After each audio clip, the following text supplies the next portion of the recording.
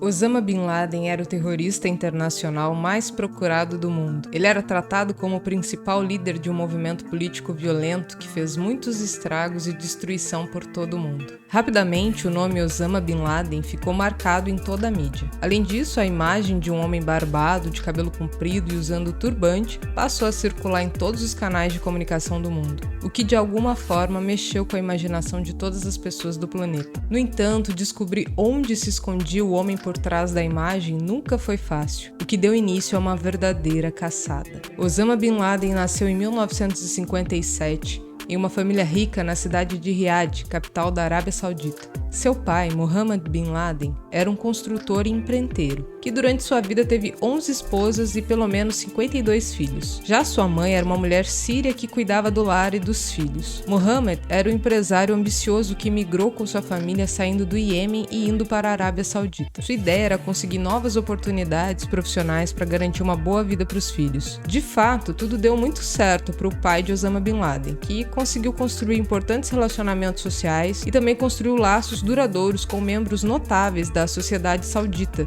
incluindo membros da House of Saud, a Casa Real que está no poder da Arábia Saudita desde a criação do país em 1932. O pai de Osama Bin Laden também transformou a Bin Laden Construction Corporation em uma das maiores empresas de construção rentáveis do Oriente Médio. À medida que se tornou mais bem-sucedido, Mohammed fortaleceu ainda mais seu vínculo com a realeza saudita. Ele usou seu dinheiro e influência para reforçar sua imagem perante a House of Saud, o que também fez com que a House of Saud ficasse ainda mais poderosa. Em troca, o rei Faisal, que respondia pela casa na época, decretou que todos os contratos de construção de toda a nação seriam concedidos à Bin Laden Corporation, que era a empresa de Mohammed. Acontece que depois de tanto sucesso nos negócios, Mohammed Bin Laden morreu em um acidente de avião em 1967. Na época, Osama Bin Laden tinha apenas 10 anos de idade. Nisso, a Construction Corporation foi assumida pelos irmãos mais velhos de Osama. Em meados da década de 1990, a empresa valia cerca de 36 bilhões de dólares, e por isso Osama foi preparado para entrar nos negócios da família. Depois de concluir com sucesso o ensino médio, ele continuou sua educação na Universidade Rei Abdulaziz. Lá, ele estudou economia e administração, com o objetivo de se manter cuidando dos negócios da família. Ao contrário de Osama, a maioria de seus irmãos optou por frequentar universidades ocidentais, onde não existia um sistema rigoroso de orientações inclinadas à tradição islâmica. Já no início de 1970, Osama, que era adolescente, começou a desfrutar de uma vida rica. Ele fazia regularmente viagens a Beirute, no Líbano, para aproveitar a vida noturna e agitada da cidade. Ele também passava horas frequentando bares, boates e cassinos e muitas vezes bebia muito mais do que deveria. Além disso, ele começou a desfrutar da companhia de muitas mulheres, o que lhe deu uma boa fama de garanhão na época. Só que em 1957, Osama teve um despertar espiritual. Segundo ele mesmo, foi uma espécie de renascimento espiritual que, por sua vez, o fez retornar ao Islã com uma devoção muito fervorosa. Isso alterou o curso de seus objetivos profissionais e mudou totalmente o seu estilo de vida. Tudo começou quando ele decidiu ajudar na restauração de 2 mesquitas. Ao mesmo tempo, ele começou a se reunir com fundamentalistas islâmicos e também passou a ler sobre os ensinamentos do Islã. Em poucas semanas, ele havia repudiado seu antigo estilo de vida e se tornou um muçulmano devoto. Aos 20 anos de idade, Osama Bin Laden entrou em um casamento arranjado com uma devota síria que era sua prima distante. Juntos, eles mergulharam no fundamentalismo islâmico,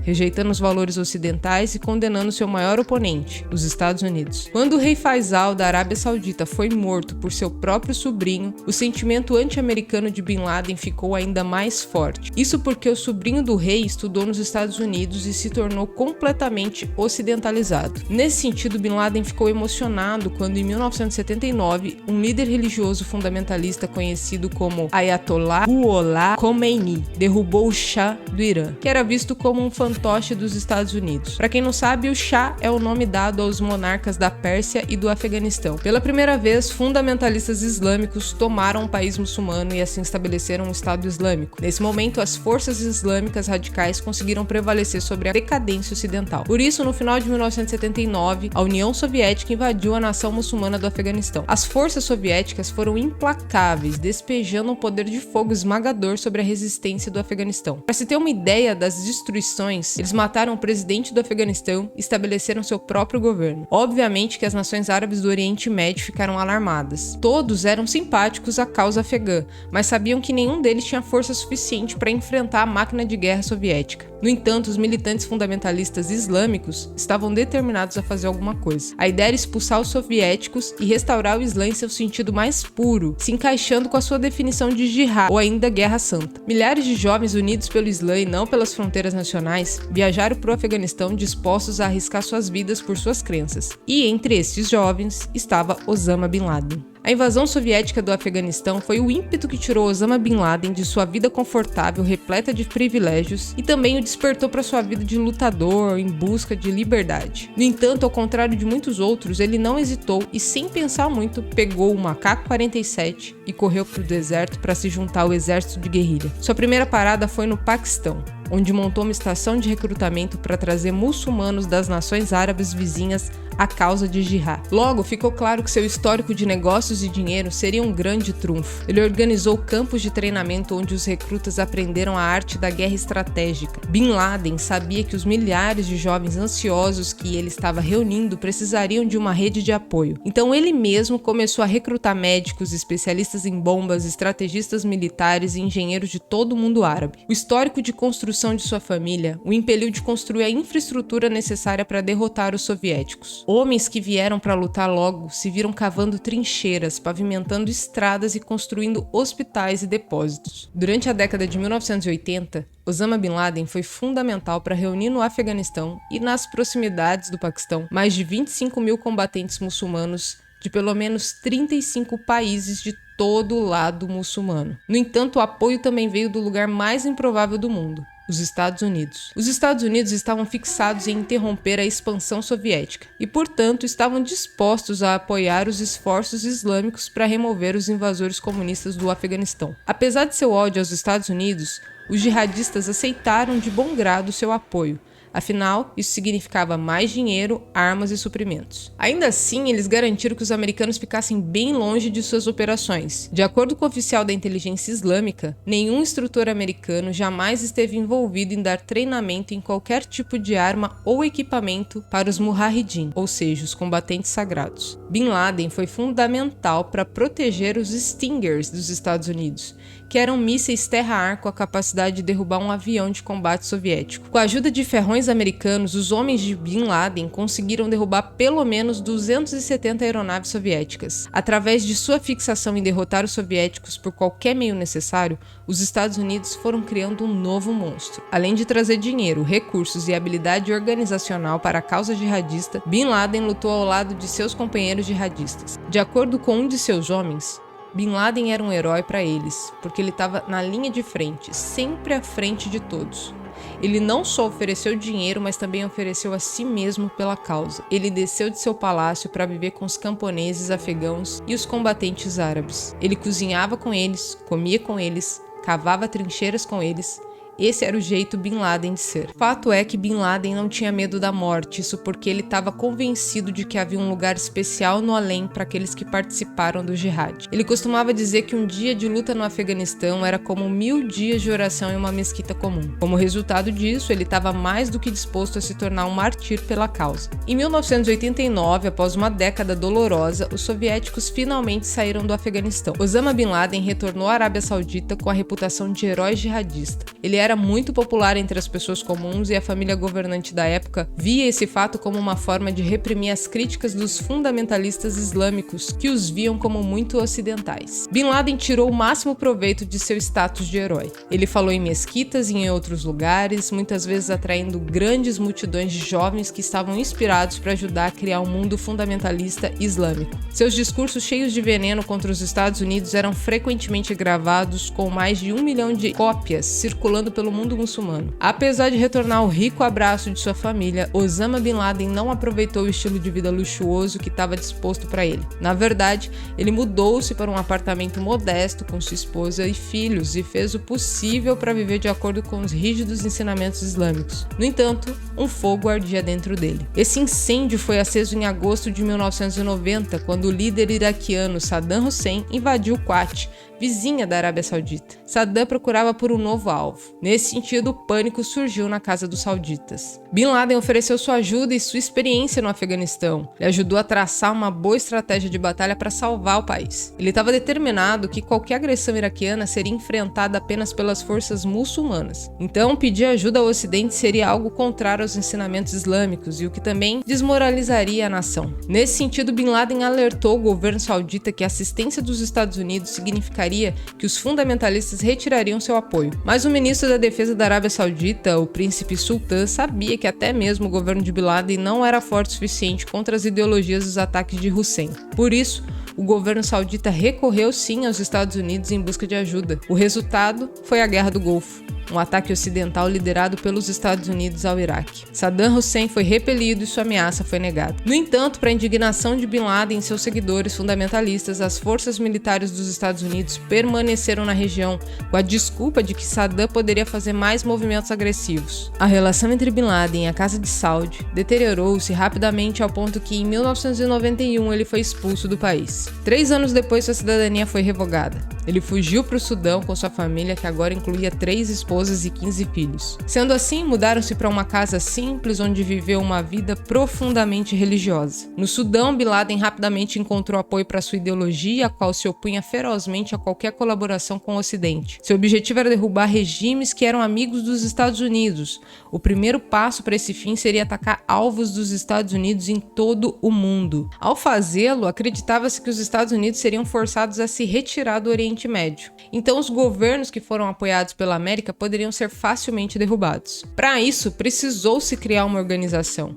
O núcleo da organização terrorista que traria essas mudanças foi um grupo que o próprio Bin Laden ajudou a desenvolver, chamado Al-Qaeda. De sua base no Sudão, líderes experientes da Al-Qaeda foram enviados para várias partes do mundo onde havia grandes populações muçulmanas. Sua missão era incitar uma revolução islâmica e realizar atos de terrorismo. Em seu primeiro ano no Sudão, Bin Laden tornou-se discípulo de Hassan Abdallah al-Turabi, o líder espiritual islâmico do Sudão. Enquanto Turabi ajudava Osama a aprofundar seu desenvolvimento espiritual, Bin Laden, por sua vez, organizava o grupo jihadista de Turabi, a fim de unir aliados em todo o mundo. Ele também construiu conexões com várias instituições financeiras internacionais para conseguir dinheiro para suas crescentes redes de terror. Ao mesmo tempo, ele poderia contrabandear terroristas para os Estados Unidos, providenciando que eles conseguissem se tornar funcionários de empresas pertencentes a ricos empresários pró-islâmicos do Oriente Médio. Enquanto isso, no Sudão, Bin Laden estabeleceu uma empresa de construção conhecida como Al-Irja, para construção e desenvolvimento. Seu único objetivo era construir uma infraestrutura no Sudão para mover os equipamentos, veículos e armamentos necessários para acelerar os atos terroristas. Em meados da década de 1990, Bin Laden havia estabelecido uma reputação mundial como um revolucionário, com milhares de jovens jihadistas o idolatrando e sonhando em ser como ele. O primeiro atentado à bomba acreditado a Osama Bin Laden foi o de 29 de dezembro de 1992, que ocorreu em 2 hotéis em Aden, no Iêmen. Ambos hotéis eram frequentemente usados por militares dos Estados Unidos. 3 pessoas morreram e outras 5 ficaram feridas no ataque. Isso foi parte de um esforço conjunto para expulsar os americanos do Chifre da África, também conhecido como Nordeste da África, que inclui a Somália, o Djibouti, a Eritreia, o Sudão do Sul e a Etiópia. Além disso, ele queria afirmar o poder islâmico fundamentalista na região. O foco da ação foi de fato a Somália, onde Bin Laden organizou uma luta feroz contra as forças dos Estados Unidos que estavam lá para fins humanitários. Bin Laden coordenou a retirada das tropas norte-americanas de Mogadíscio e isso foi uma das ações mais significativas de sua vida, segundo ele mesmo. Após suas ações na Somália, Bin Laden voltou sua atenção para a Europa. Seu primeiro passo foi fortalecer o movimento fundamentalista islâmico nos Balcãs, antes fixando seus olhos na Europa Ocidental e nos Estados Unidos. As comunidades muçulmanas nesses lugares estavam saturadas de propaganda pró-islâmica e anti-ocidental. Bin Laden também usou muito da internet para divulgar essas notícias. Já em 1995, a Al-Qaeda voltou sua atenção para as nações do Oriente Médio. Nesse sentido, Bin Laden viu o Egito e a Arábia Saudita como os 2 maiores obstáculos locais à sua causa. Na Arábia Saudita, ele ficou obcecado em derrubar a Casa de Saud. E em novembro de 1995, ele orquestrou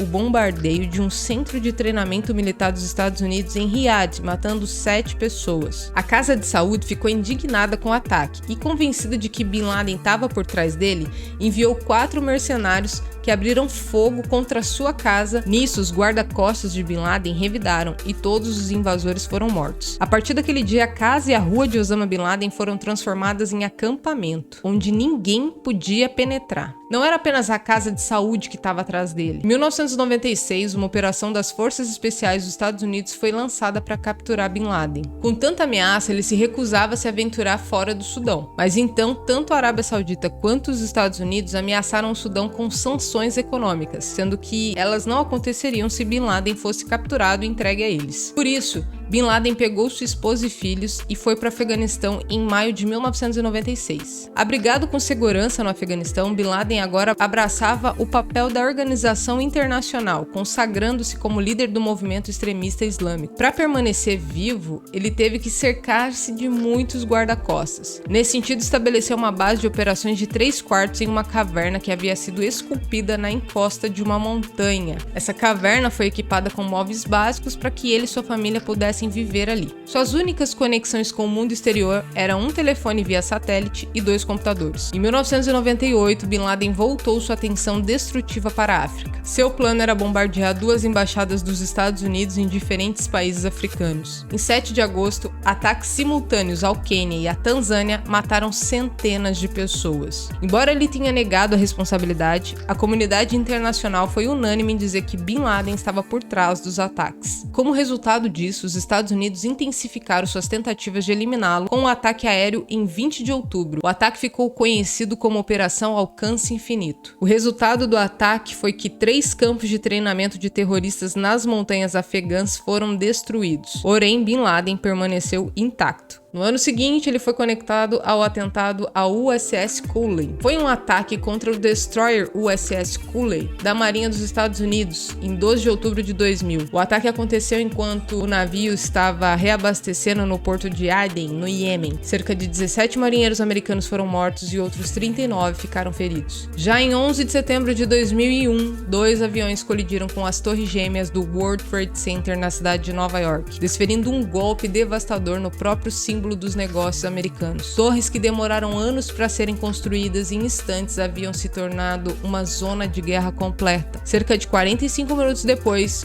o terror atacou novamente. Um avião sequestrado que partiu de Virgínia caiu no centro de Pentágono, o quartel-general militar da nação americana. O terrível e chocante ataque, o mais mortífero desde Pearl Harbor, foi um grande alerta para os Estados Unidos. E novamente o ataque foi creditado a Bin Laden. A partir disso, uma recompensa de 25 milhões de dólares foi oferecida pela cabeça de Bin Laden. Além disso, forças-tarefas antiterroristas foram criadas. Apesar de um esforço total para levá-lo à justiça, Bin Laden conseguiu permanecer foragido, tomando novos ataques por mais de uma década. Ainda em meados dos anos 2000, ele entrou no Paquistão. Por um tempo, ele ficou em aldeias rurais nas montanhas protegidas por líderes tribais locais. Mas foi lá que os americanos finalmente conseguiram pegá-lo. Na manhã do dia 2 de maio de 2011, cerca de 25 homens da Marinha desceram no complexo de Abbottabad, uma cidade do Paquistão. Eles rapidamente romperam as paredes de 18 pés e em seguida invadiram a casa, usando explosivos. 2 homens encontrados no primeiro andar foram mortos e então os comandos correram para o andar de cima, onde identificaram e mataram Osama Bin Laden com um tiro no peito e outro na testa. Uma de suas esposas também foi baleada durante o ataque. Na verdade, o militar disse que Osama usou a esposa como escudo. Para ter certeza de que eles pegaram o cara certo, um dos militares tirou uma foto e depois o colocou no software de reconhecimento facial. O resultado mostrou uma probabilidade de 95% de que fosse de fato Osama Bin Laden. De acordo com a imprensa americana, o sepultamento de Osama Bin Laden foi feito em alto mar, seguindo os rituais da fé islâmica. Até hoje, muito se ouve falar sobre a morte de Osama Bin Laden. Existem muitas teorias. Fato é que ainda hoje a Al-Qaeda orquestra ataques terroristas em diversas partes do mundo. Se você gostou desse conteúdo, compartilhe o canal com alguém que você sabe que vai gostar dessa informação. Aproveite e deixe o like.